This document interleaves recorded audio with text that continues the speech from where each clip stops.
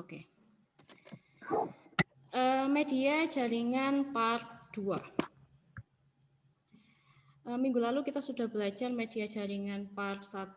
Kita sempat membahas kabel twisted pair ya.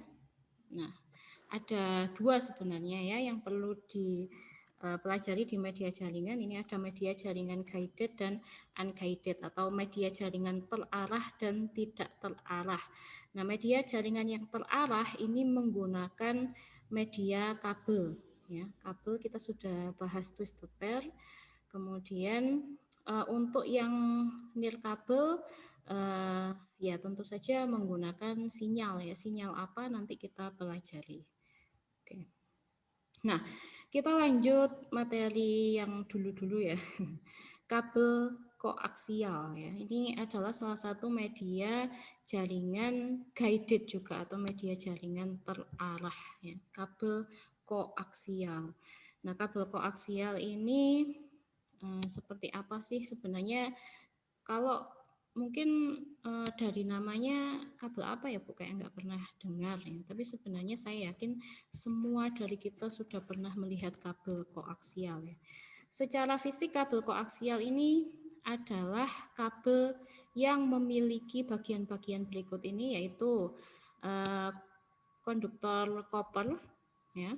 Koper itu adalah tembaga ya. Kabel tembaga jadi kategorinya. Kabel koaksial, konduktor koper di tengahnya, jadi intinya adalah terbuat dari tembaga, kemudian dilapisi dengan plastik ya. Ini dia melapisi di antara core atau intinya dengan jaket yang paling luar ya, atau penutup yang paling luar. Nah, ini terkadang ada juga disertakan dalam kabel koaksial ini adalah pengaman serat besi ya, yang terbuat dari anyaman besi ya. Nah, fungsinya adalah untuk melindungi kabel dari interferensi atau gangguan sinyal ya. Nah, kabel koaksial ini ada beberapa jenis ya. Ini dikategorikan berdasarkan hambatannya. Ada yang hambatan 50 ohm atau jenisnya RG8 dan RG11. Ini digunakan untuk Ethernet. Ethernet itu untuk kabel jaringan maksudnya ya, untuk kabel jaringan transfer data dalam jaringan. Kemudian ada yang 50 ohm juga, tapi yang tipe RG58 ini juga digunakan untuk kabel jaringan atau Ethernet. Kemudian ada yang hambatannya tinggi 75 ohm atau RG59, ini digunakan untuk kabel antena televisi ya. Jadi tadi saya bilang kabel koaksial ini sebenarnya di dalam kehidupan kita sehari-hari tidaklah asing, karena bagi yang punya TV di rumah ya ya punya lah Bu ya, ini antenanya kalau masih menggunakan TV analog ya, akan menggunakan kabel koaksial. Jadi kabel dari antena ke TV itu adalah kabel koaksial yang 75 ohm ya. Nah, bentuknya yang kabel koaksial untuk TV dan untuk jaringan internet ini sebenarnya sama aja bentuknya ya. Dalamnya juga sama ya. Kabel koaksial ini sulit untuk diinstalasi, artinya sulit untuk digunakan pada jaringan internet ya. Nah, kabel koaksial ini kalau di masa saat ini sudah jarang sekali digunakan untuk kabel jaringan. Jadi kita tidak akan terlalu banyak membahas kabel koaksial karena sudah jarang digunakan di jaringan komputer ya. Ada dua tipe kabel koaksial ya, yaitu kabel koaksial TIC ya, dan kabel koaksial TIN. Ya. Terkadang menyebutnya adalah kabel koaksial TICnet ya, TIC Ethernet ini ya, TIC Ethernet atau TICnet ya, dan kabel koaksial TIN Ethernet atau TINnet ya. TIC itu tebal ya, karena dia secara fisik memang diameternya lebih besar. Dan juga ini kabel koaksial TINnet, TIN itu artinya tipis ya, karena secara fisik dia diameternya kecil ya. Oke.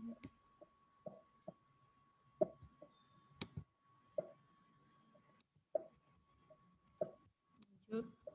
Nah, ini kabel koaksial tin net. Ya.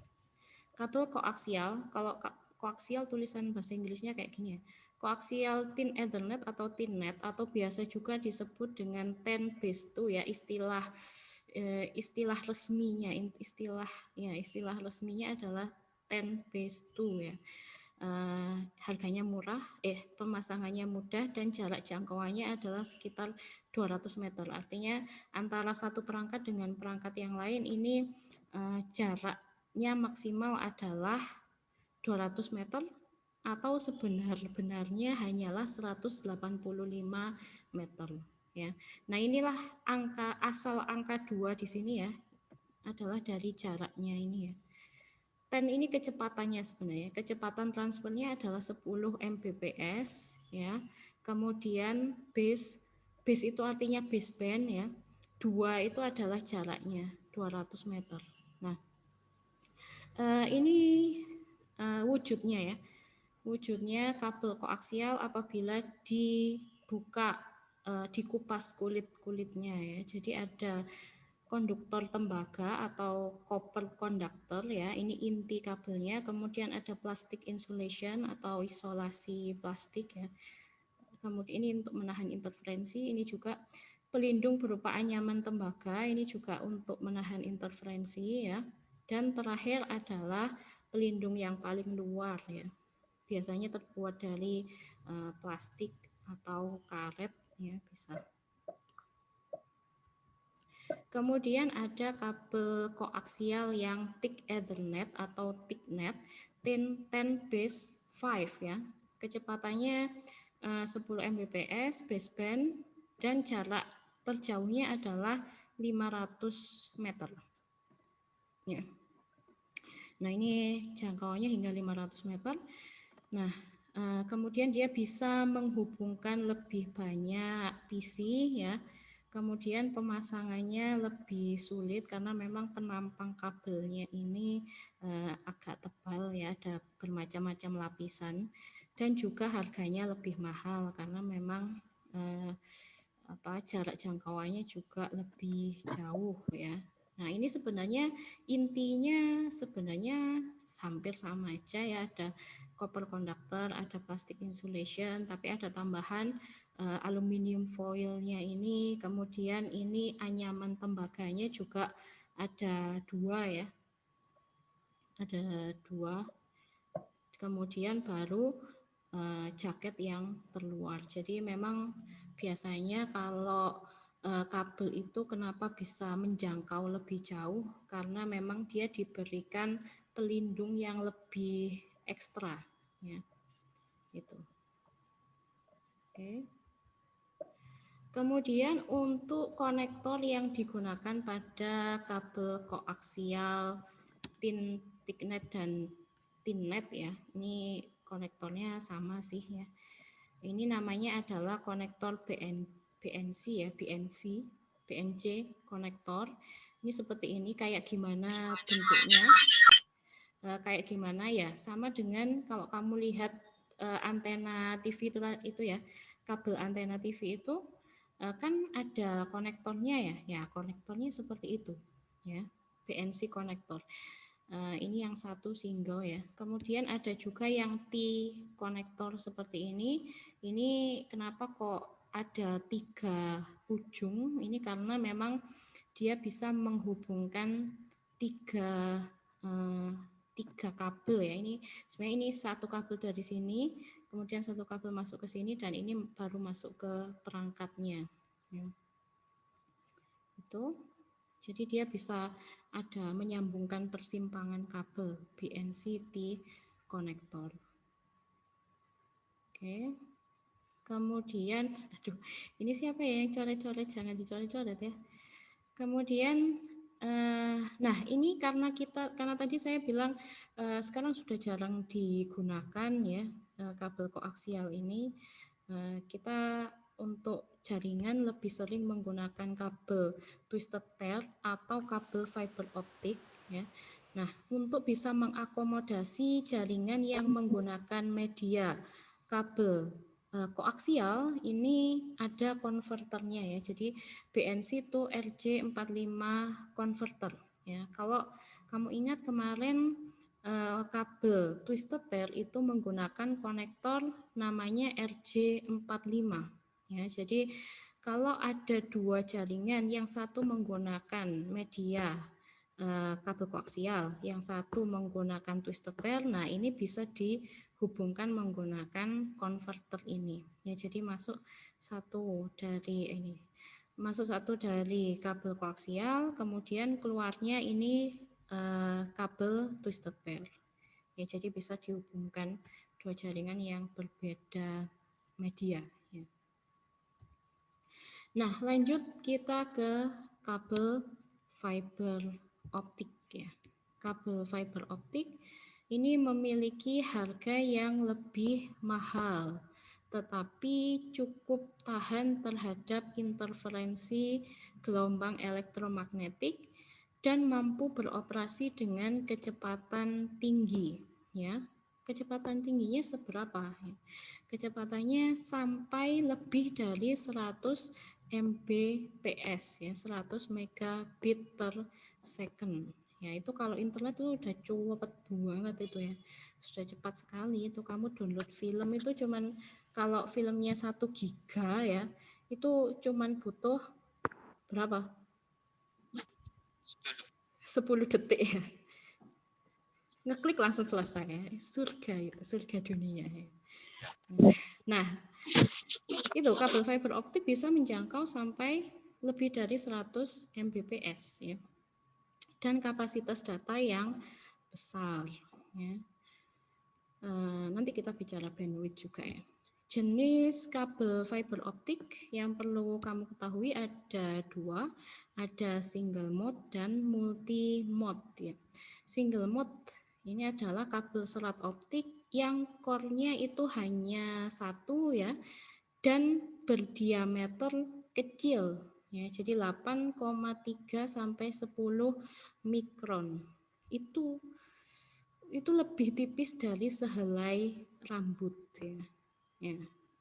Single mode. Jadi dia diameternya sangat kecil ya. Kemudian ada lagi yang multi mode. Multi mode ini adalah kabel serat optik yang core-nya banyak. Core itu inti ya. Intinya banyak, beberapa ya. Kemudian diameter core-nya ini lebih besar ya, 50 sampai 100 mikron. Nah, jadi agak lebih tebal sedikit lah ya. Tapi kalau kita lihat kabel fiber optik itu ya tebelnya juga enggak yang tebal seperti kabel tembaga gitu ya. Jadi benar-benar masih tipis sekali, dan karena dia bahan utamanya adalah optik atau kaca, ada juga yang plastik. Jadi dia tembus pandang ya. Jadi enggak begitu kelihatan. Kalau kita nggak awas ya kayak nggak ada apa-apa gitu ya. Nah, 3 jenis konektor yang umum digunakan untuk media fiber optik adalah SC, ST, dan MT-RJ. Nah, ini bentuk konektornya seperti ini. Kalau kabelnya itu secara fisik dia tipis ya. Kabelnya biasanya warnanya kuning biasanya. Dia tipis, kemudian lentur ya. Tidak seperti kabel kabel twisted pair ya yang agak kaku gitu, kalau dibengkokkan dia agak sulit. Tapi kalau kabel fiber optik ini dia lentur kabelnya, kemudian tipis. Kemudian untuk konektornya ini juga kecil ya, tidak seperti RJ45 atau kabel koaksial ya. Kabel fiber optik ini kalau secara fisik dia sangat ringkas ya, ringkas, jadi kecil kabelnya, kemudian konektornya juga kecil, kemudian perangkat-perangkat yang dibutuhkan untuk kabel fiber optik ini, perangkat pelengkapnya juga bentuknya compact ya, kecil-kecil. Nah, kemudian bagian-bagian kabel fiber optik ya, ini perlu kamu ketahui kalau kabel fiber optik itu dikuliti ya. Dikuliti, dilihat di dalamnya ada apa ya. Yang pertama ada core ya.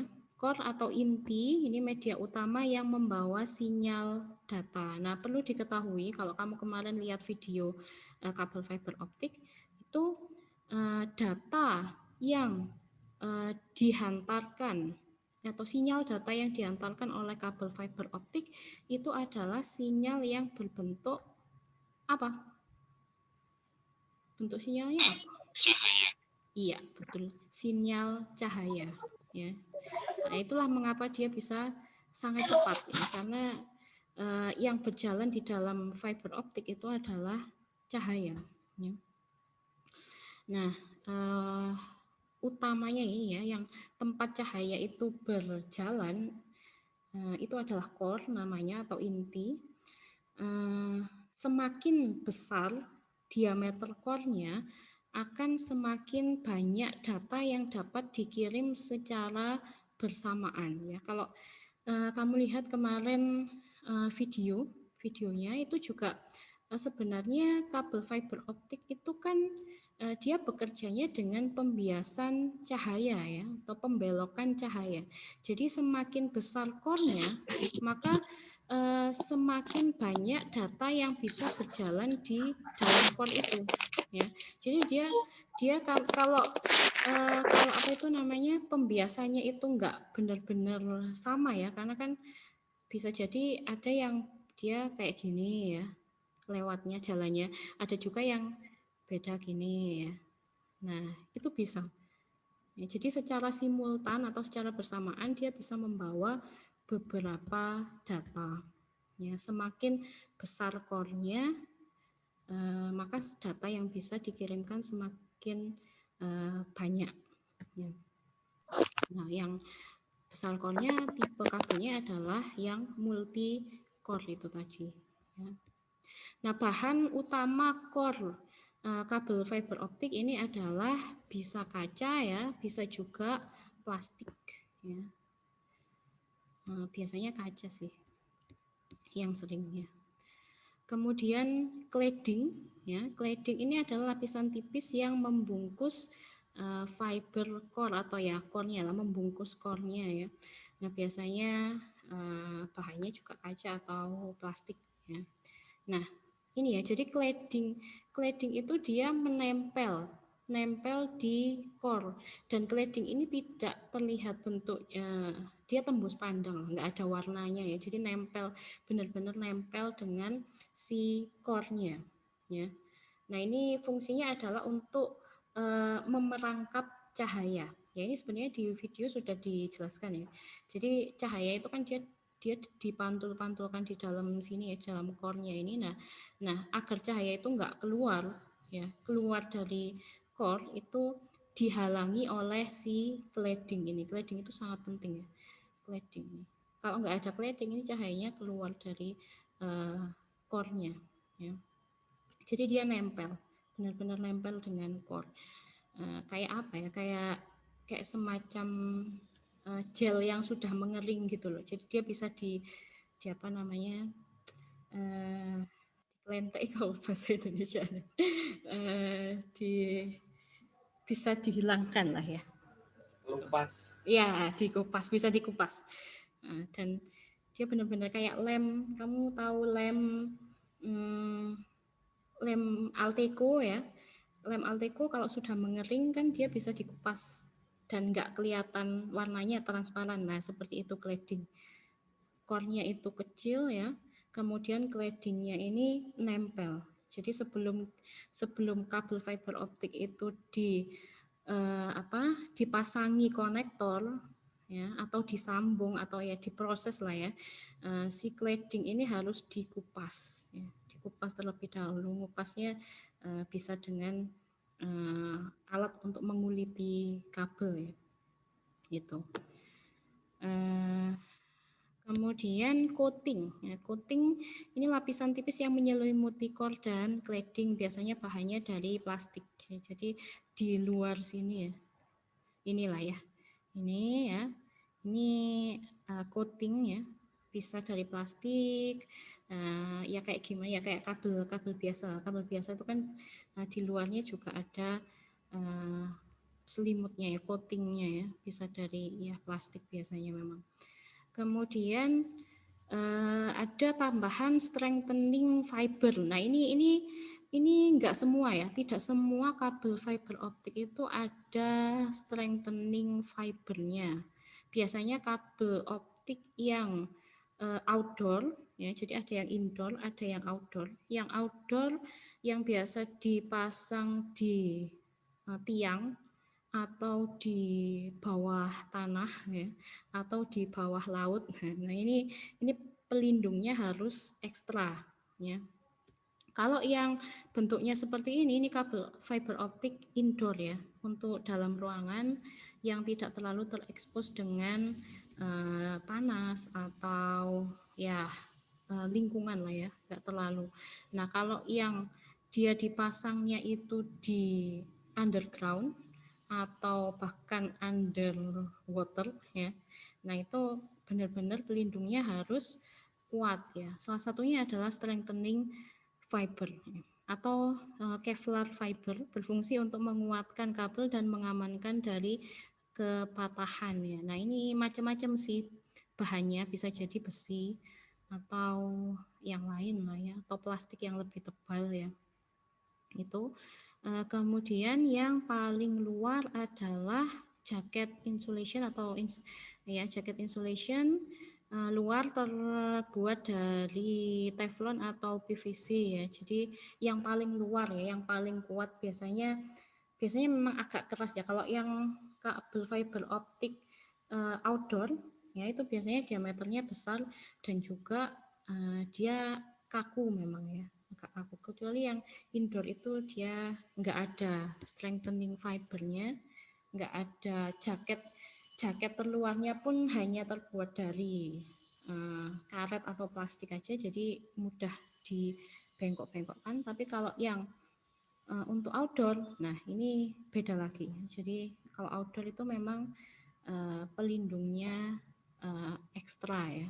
Jadi harus lebih kuat, nggak mudah patah. Kemudian jaket insulationnya juga nggak bisa terbuat dari plastik biasa ya. Itu jadi lebih kuat. Oke.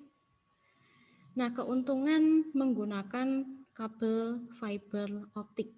Yang pertama adalah jelas kecepatan transfer data ya. Jaringan-jaringan fiber optik ini beroperasi pada kecepatan tinggi ya, minimal ya 100 Mbps ya, sampai dengan 1 gigabit per second ya. Jadi kalau jaringan yang pengen jaringan dengan kecepatan yang tinggi, maka tidak bisa menggunakan kabel twisted pair atau kabel koaksial apalagi ya. Jadi memang harus menggunakan infrastruktur kabel fiber optik ya. Di sekitar 10 tahun terakhir ya, 10 tahun terakhir ini di Indonesia ini sudah hampir semua provider internet atau jaringan ini sudah memiliki infrastruktur kabel fiber optik ya. Kalau enggak fiber optik biasanya mereka menggunakan wireless ya. Jadi enggak ada lagi rasanya yang masih menggunakan kabel twisted pair di luar ya. Menggunakan kabel telepon itu udah nggak zaman lagi, walaupun Telkom sekalipun ya yang dia menyediakan layanan telepon juga, dia sudah juga menggunakan kabel fiber optik karena memang kecepatannya jauh lebih tinggi ya. Jadi harus bisa bersaing ya, nggak bisa kalau kita bisnis di bidang jaringan, di bidang data ya memang harus terus-terusan berinovasi ya, demi demi ini ya, mengikuti perkembangan zaman ya, itu. Kemudian bandwidth ini adalah lebar jalan datanya ya, lebar jalan data. Fiber optik mampu membawa paket-paket dengan kapasitas yang besar. Nah, disediakan hingga lebih dari 10 gigabit per second. Nah, bedanya bandwidth dengan kecepatan, saya kayaknya pernah membahas ini deh. Ada yang tahu? Ada yang bisa menjelaskan bandwidth itu apa? Halo. Berarti bukan di kelas 10 kayaknya. Ya, bandwidth itu adalah lebar jalur data. Ya, kalau di kehidupan sehari-hari, bandwidth itu layaknya sebuah jalan ya. Sebuah jalan raya, misalnya jalan gitu ya. Jalan itu kan ada lebarnya ya. Lebarnya berapa? Misal lebarnya 5 meter gitu ya. 5 meter. Jalan yang lebarnya 5 meter dengan jalan yang lebarnya 8 meter aja. Yang kira-kira lebih rawan macet yang mana? 5 meter. Ya, yang lebar jalannya rendah ya. Jadi yang jalan 5 meter itu lebih rawan macet ya. Ya karena hanya 5 meter ya. Satu arah sini misal satu arah sebaliknya ya bisa dilewati 4 mobil sekaligus, 2 dari sana 2 dari sini gitu ya, hanya 4 mobil aja ya, belum lagi sepeda motornya ya. Nah itu cuman segitu ya, jadi dia lawan kalau lagi trafiknya tinggi pagi-pagi gitu ya, semua orang keluar menggunakan jalan itu maka dia akan rawan macet. Kalau kita bandingkan dengan jalan yang lebarnya lebih lebar ya, misal 8 sampai 10 meter, dalam satu kali jalan itu dalam satu waktu bisa dilewati 6 mobil sekaligus ya, atau 4 mobil plus 2 truk ya, maka pasti yang lebih lancar adalah yang lebar jalannya lebih besar juga ya. Nah, bandwidth itu adalah lebar jalannya itu. Ya, jadi bandwidth itu bukan kecepatan ya. Jadi dia adalah lebar data. Seberapa banyak data yang bisa lewat pada satu waktu ya. Apa namanya? Kalau fiber optik itu bisa lebih dari 10 gigabit per second ya. Nah, kalau kecepatannya 1 gigabit per second ya, kecepatannya 1 gigabit, bandwidthnya 10 gigabit ya. Ya, yang 9 giga ya masih kosong aja ya. Nah, bisa jadi apa namanya dedicated ya. Jadi kecepatannya itu full memenuhi bandwidth ya. Bisa jadi juga enggak ya. Tapi dia sudah bisa menyediakan segini besar ya. Tuh, jadi ya semakin besar semakin bagus lah ya yang namanya bandwidth itu. Tapi kalau kecepatan ya balik lagi faktor-faktor yang lain ya. Tuh. Kemudian distance atau jarak ya. Ini sinyal-sinyal dapat ditransmisikan lebih jauh ya. Jadi sampai 2000 meter tanpa penguat sinyal ya. Bandingkan dengan tadi kabel koaksial hanya sekitar 200 meter dan 500 meter aja ya. Sementara kalau kabel fiber optik itu dia bisa mengirim sinyal sejauh 2000 meter. 2000 meter itu kan 2 kilo ya. 2 kilo tanpa membutuhkan penguat sinyal. Kalau sudah lebih dari 2 kilo, nah ini butuh penguat sinyal atau repeater ya. Gitu. Jadi infrastruktur jaringan yang misal pengen sampai bisa ke pelosok-pelosok desa, nah opsi yang paling baik, yang paling bagus adalah menggunakan kabel fiber optik ya. Kalau ke desa-desa pakai wireless, ya bisa jadi desanya itu di gunung-gunung gitu ya. Nah, kalau pakai wireless itu sinyalnya nabrak gunung hilang ya. Nah, kalau pakai kabel fiber optik bisa ya. Oke. Nah, makanya dengan populernya mulai populernya penggunaan fiber optik ini infrastruktur jaringan di negara kita pun juga semakin bagus ya.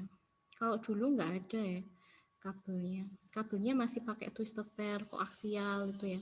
Jangankan internet masuk desa ya. Listrik aja susah ya. Kalau sekarang sudah bisa menggunakan kabel fiber optik. Ya.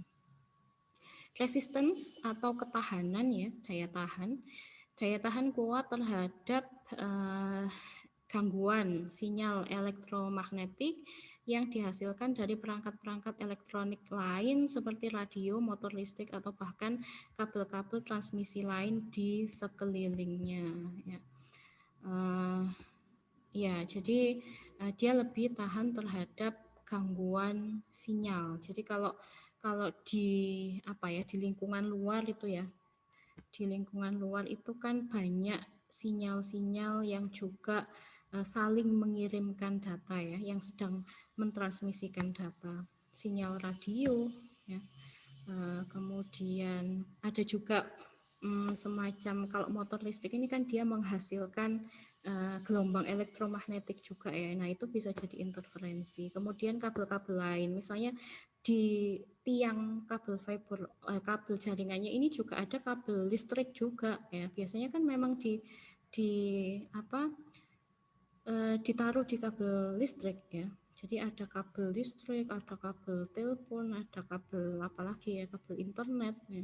Nah, itu semua kabel itu sebenarnya saling menginterferensi ya.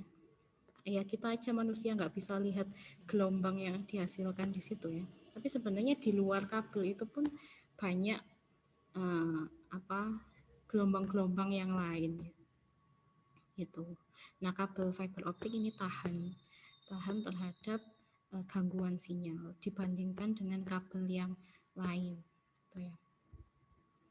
Nah, sekarang perbandingan kabel twisted pair, UTP, STP, koaksial, dan fiber optik ya. UTP ini kekuatan maksimumnya ya. Ini jarak maksimumnya adalah 100 meter, kecepatan maksimum 1 gigabit per second, harganya murah, keuntungannya mudah diinstal, mudah ditemukan, dan populer. Kerugiannya dia mudah terkena interferensi dari sinyal-sinyal yang lain, kemudian jaraknya pendek ya, hanya 100 meter. Kemudian ada STP ya, ini dia maksimumnya juga 100 meter, kecepatannya adalah 100 Mbps, nggak salah ya ini. Tabelnya jangan terlalu dimasukkan ke hati ya, jadi ini untuk pengetahuan saja. Karena kan setiap kabel ini ada kategorinya masing-masing ya. Jadi kategori yang sebenarnya masih terus berkembang sampai saat ini ya. Jadi ini cuman ya perbandingan biar tahu aja lah ya. Relative cost harganya agak mahal lah, low emission, less sustainable to interference ya. Ya intinya UTP dan STP ini sebenarnya kalau dari sisi amannya lebih aman STP ya. Kemudian ada kabel koaksial, thicknet dan thinnet, ini jaraknya tadi udah kita bahas, 100 Mbps, harganya agak mahal ya. Dia lebih tahan gangguan jika dibandingkan kabel twisted pair, tapi dia susah untuk dipasang ya. Kemudian ini dari karakteristik pengiriman datanya juga nanti agak beda ya. Dia mudah terjadi tabrakan data ya kalau kabel koaksial. Kemudian kabel fiber optik ini kalau single mode ini bisa sampai 10 km, kecepatan 100 gigabit per second, harganya mahal, paling mahal di antara semua kabel. Lebih aman, lebih jauh, ya, lebih tahan terhadap gelombang elektromagnetik, lebih cepat, ya. Nah, difficult to terminate when attaching connector, ya. Jadi kalau sudah nyambung dengan konektornya, ini dia selalu on, ya. Jadi dia susah untuk diredam, sinyalnya susah untuk diredam. Itu kabel fiber optik. Kemudian Ethernet standar ini standar penamaan aja, ya. Ada 10 base 2, 10 base 5, 10 base 2 ini koaksial, ya. Kemudian 10 base T itu kabel twisted pair, ada kategori 3, 4, 5, 5E dan 6, ya. Kemudian Fast Ethernet standar. Yang Fast Ethernet, kalau ini Ethernet aja, dia nggak terlalu cepat, ya. Kalau mau yang cepat namanya memang fast Ethernet, kabel jaringan yang fast, yang lebih cepat. 100 base FX, ya, 100 ini kalau angka yang di depan ini adalah kecepatannya, ya. 100 base FX ini adalah fiber optik, ya, multimode, ya. Kemudian 100 base T itu adalah kabel UTP, ya inilah pokoknya, ya. Nggak usah dihafalkan lah buat apa. Kemudian kita masuk ke wireless. Nanti aja kalau ada pertanyaan disimpan di terakhir, ya. Kemudian kita lanjut ke media transmisi unguided atau wireless atau near kabel atau tanpa kabel, ya. Nah, jaringan nirkabel atau wireless network adalah bidang disiplin yang berkaitan dengan komunikasi antar komputer tanpa menggunakan kabel, ya. Nah, kok bisa tanpa menggunakan kabel, ya? Pakai apa dong berarti, ya?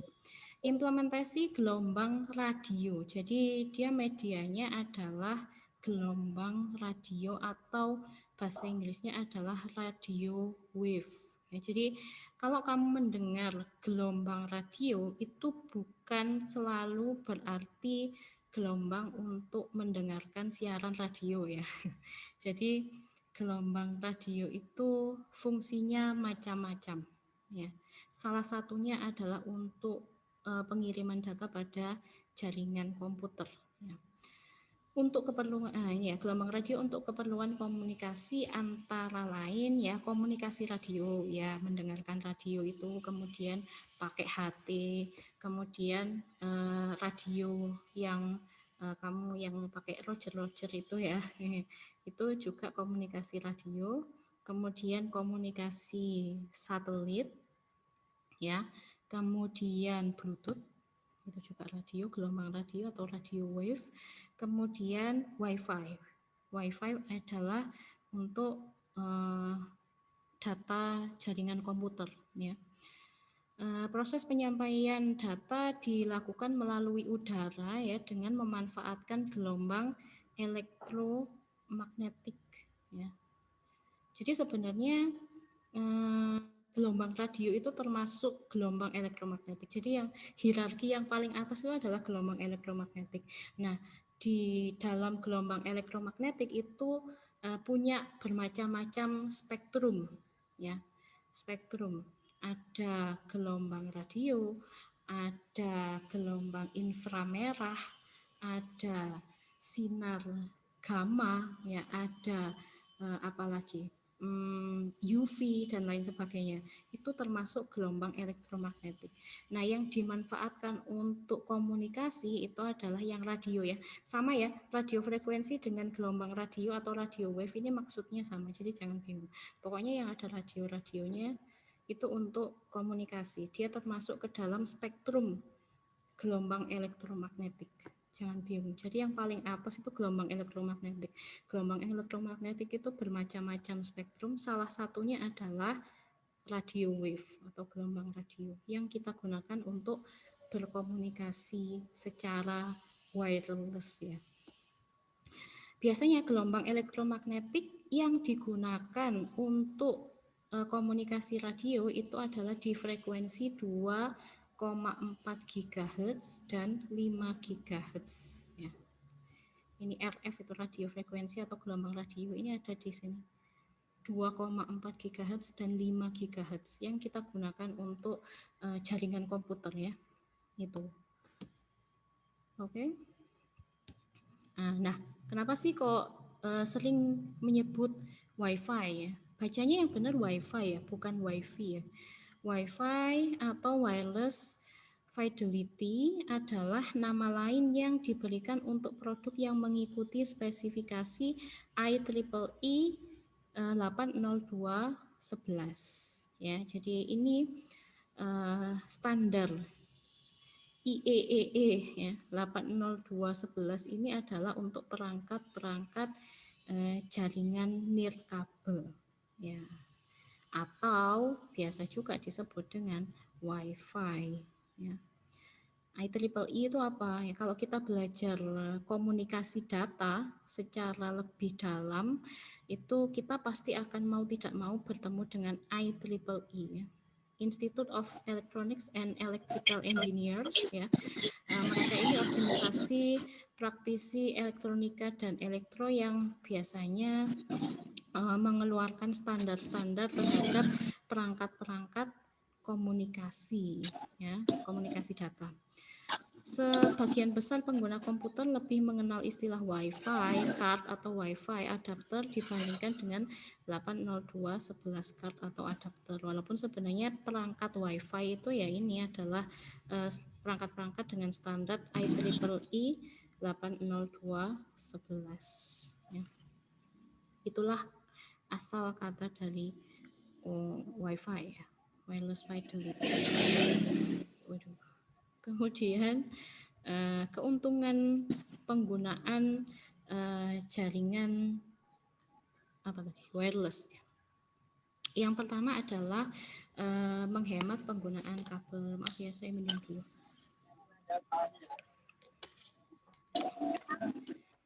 Yang pertama adalah menghemat penggunaan kabel atau bahkan tanpa kabel. Ya. Tapi biasanya kalau jaringan wireless sebentar, ini siapa ya yang rame ya? Mohon di mute. 8. Maternuan. Oke. Ya, udah. Ya. Kalau jaringan wireless ini biasanya tidak full wireless, nggak pakai kabel sama sekali ya. Jadi masih ada menggunakan kabel ya. Ada beberapa perangkat yang harus dihubungkan dengan kabel. Tapi kalau utamanya wireless ya kabelnya akan lebih sedikit ya. Kabel itu kan instalasinya rumit. Semudah apapun instalasi kabel itu pasti masih butuh ngolor kabel, terus dirapikan, ditempelin di tembok, dipaku dan lain sebagainya ya. Kemudian estetika kurang ya. Jadi ya di mana-mana ada kabel ya. Nanti kalau kamu ke sekolah ya jangan kaget, di lab itu juga banyak kabel ya. Ya, semoga kalian bisa cepat-cepat mengunjungi lab ya. Saya sudah kangen ini. Kemudian mobility dapat diakses di mana saja sehingga informasi tersampaikan dengan cepat ya. Mobility. Jadi ya bisa diakses di mana saja ya. Kemudian fast and simple installation ya. Dia pembangunan jaringan yang berbasis nirkabel itu lebih mudah, lebih sederhana dan tentu saja cepat ya. Kemudian flexibility menjangkau tempat yang tidak dapat dicapai kabel ya. Misalnya di underground atau di bawah tangga misalnya ya. Kalau pakai kabel sulit ya. Nah, kalau WiFi dia tetap bisa menjangkau ya. Cost atau biaya yang dikeluarkan di awal mahal ya, karena memang perangkat wireless ini harganya agak mahal ya dibandingkan dengan perangkat jaringan kabel ya. awalnya aja mahal, tapi kalau digunakan dengan benar, penggunaannya benar ya, maka perangkat itu akan awet ya, digunakan ya semacam investasi di awal lah ya. Tapi kalau memang benar ya, belinya benar, kualitasnya baik, kemudian penggunaannya juga benar ya, tidak asal-asalan, maka perangkat itu akan awet. Scalability ya, kemudahan untuk dikembangkan tanpa harus membeli perangkat baru. Ya, betul. Ya, jadi scalability itu kemudahan untuk dikembangkan. Jadi kalau jaringan nirkabel itu mau tambah perangkat, mau tambah komputer, mau tambah PC, tidak perlu tidak perlu menambah perangkat yang baru ya. Jaringan misal pakai akses point aja misal ya, yang mudah ya, hotspot gitu misalnya, di hotspotan itu ya, antara ada 10 orang yang akses, ada 10 klien dengan ada 50 klien, katakanlah ya, tidak ada perubahan konfigurasi dan tidak perlu menambah perangkat baru. Beda kalau pakai kabel. Kalau pakai kabel, misal mau upgrade misalnya dari 10 komputer menjadi 15 komputer aja, harus nambah kabel lagi ya. Belum lagi kalau butuh hub atau switch ya, harus nambah lagi itu ya. Kekurangan adalah satu delay yang besar atau koneksi tidak stabil. Delay itu kan keterlambatan ya.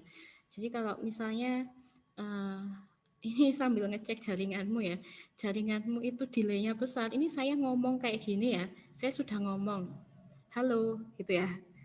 Nah itu kamu baru nyampe di tempatmu itu 5 detik kemudian gitu ya, itu namanya delay ya. Kemudian biaya peralatan mahal ya.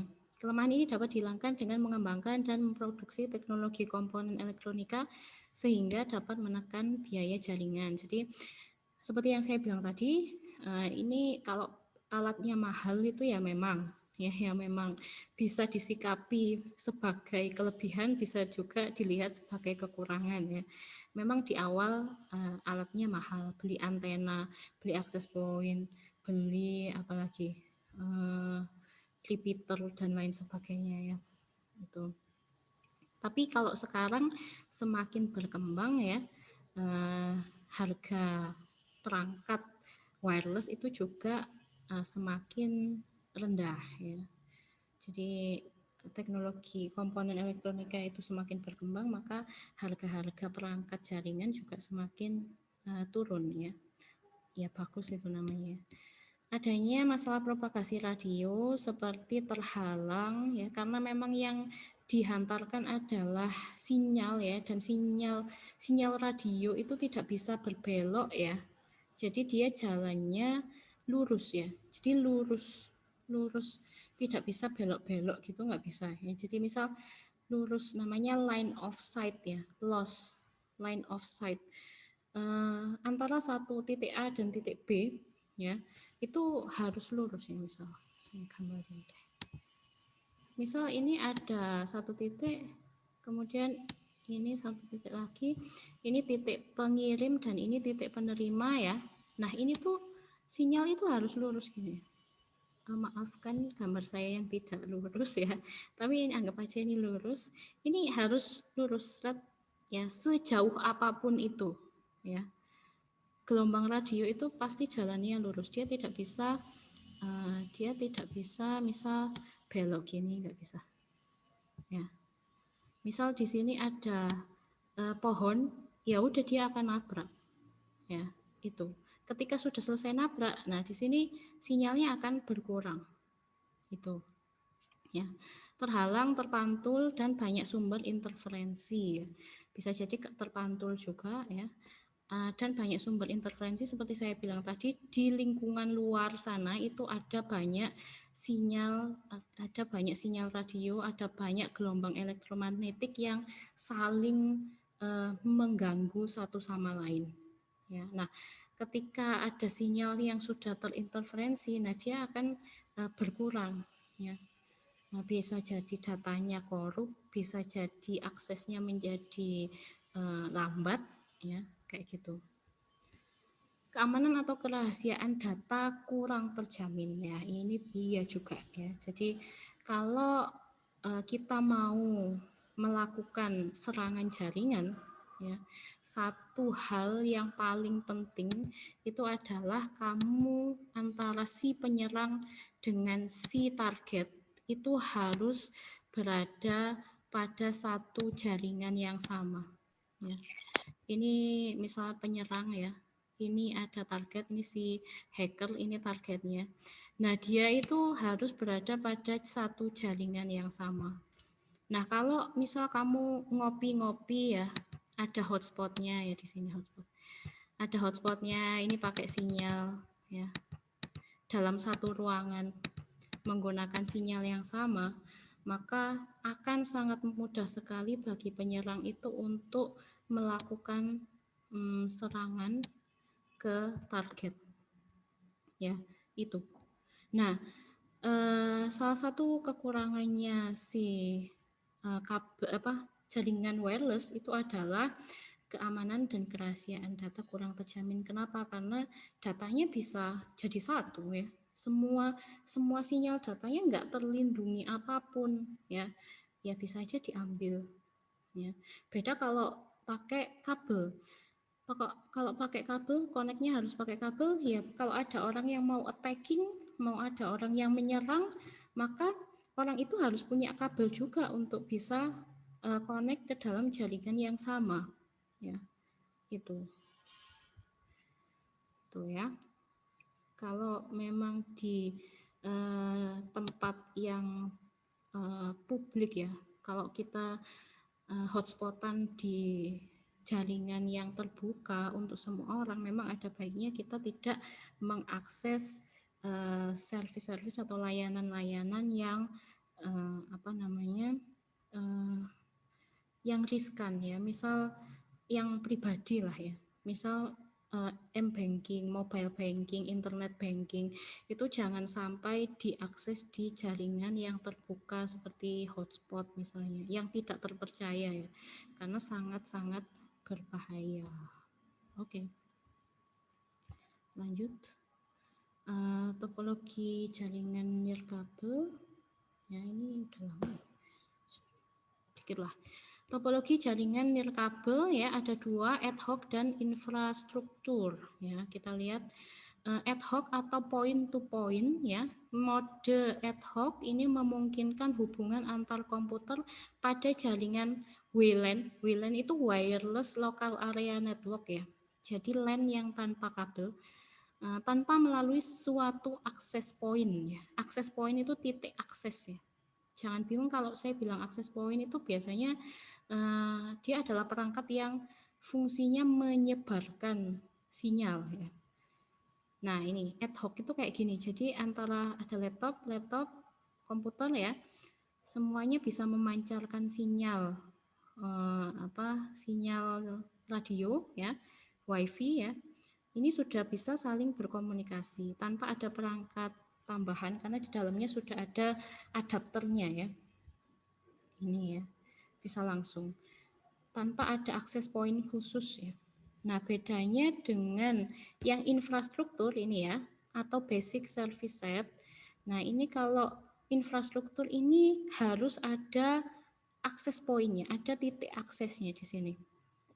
Ya, jadi komputer ini dan komputer ini terhubung itu melalui akses point ya. Nah, ini yang biasa kita terapkan di kehidupan sehari-hari kalau kita wifi ya, kalau kita internetan pakai wireless itu adalah yang infrastruktur ini. Jadi ada satu akses point, kemudian kita mengakses melalui si akses point ini. Ya, semua perangkat akan terhubung ke akses point, baru dia bisa terhubung jaringan. Ya. Nah, kalau yang ini nggak usah, tidak perlu akses point. Ya. Oke. Ini yang mode infrastruktur ya. lanjutannya tadi, menghubungkan banyak komputer diperlukan peralatan tambahan berupa wireless access point ya, atau biasa juga disebut secara singkat adalah access point gitu aja. Access point ini berperan sebagai pusat dari jaringan wireless local area network atau WLAN ya. Nah, istilah-istilah pada jaringan nirkabel ya, yang pertama adalah SSID atau Service Set Identifier ya, merupakan identifikasi atau nama untuk jaringan wireless ya. Jadi kalau kita hotspotan, kita wifi-an menggunakan nirkabel ya, jaringan nirkabel, maka pasti kita mau connect ke wifi itu. Nah, wifi itu namanya apa ya? Kalau di sekolah ada namanya wifi area TKJ misalnya ya. Nah, SSID itu adalah namanya itu, wifi area TKJ atau wifi.id itu ya seringnya. Itu adalah SSID, nama. Kemudian sinyal atau RSSI, radio sinyal strength indicator, kekuatan sinyal dengan satuan desibel per menit ya. Kemudian channel ya. Channel ini pada frekuensi berapa gelombang radio tersebut beroperasi ya. Jadi channel YouTube. Channel ini adalah gelombang radionya di frekuensi berapa. Nah, ini perlu sebenarnya ini lebih ketika kita melakukan setting atau konfigurasi di access point ya. Jadi kita harus pintar-pintar memilih channel yang kosong ya, karena kita mau setting atau konfigurasi access point. Kemudian tetangga kita punya access point juga, tetangga kiri, kan, depan, belakang punya semua ya. Nah, kita sebaiknya memilih channel yang berbeda dengan yang sudah ada ya. Kenapa ya? Biar tidak terjadi interferensi ya. Ini contoh channelnya hanya 11, tapi sebenarnya access point itu berbeda-beda, bisa sampai dia menyediakan 16 channel ya, atau lebih dari itu ya. Kita harus pintar-pintar memilih channel mana yang kosong ya, yang tidak dipakai oleh access point di sekitar kita, agar transfer data kita itu tidak, atau sinyal kita itu tidak terganggu dengan sinyal yang lain. Kalaupun sama udah penuh ya, semua udah ada, sudah dipakai, sudah penuh ya, sebenarnya bukan masalah besar sih, masih bisa tetap dipakai, tapi ya sebaiknya pilih channel yang kosong. Security ya, ini sebenarnya untuk passwordnya ya. Saya bahas sekilas saja. Yang paling rendah, yang paling mudah dibobol itu adalah WEP ya, Wired Equivalent Privacy ya. Panjangnya ini 10-26 karakter, mudah dibobol, password statis ya. Kemudian WPA, nah ini agak sulit. Wi-Fi Protected Access, ada berbagai macam tipe juga. WPA personal, password terdiri 8-63 karakter, bla bla bla bla bla, tidak usah dihafalkan ya, cukup tahu saja ya. Kemudian sebenarnya di bawah sini juga masih ada ya, karena memang teknologi security jaringan ini juga terus berkembang ya, karena antara yang mau aman ya, dan yang mau dilindungi dengan yang selalu mengoprek, berusaha untuk membobol itu juga cepat-cepatan ya, mana yang lebih pintar. Kalau sudah terbobol biasanya akan ada security yang baru lagi itu. Oke. Sudah selesai, the end ya materi kita hari ini.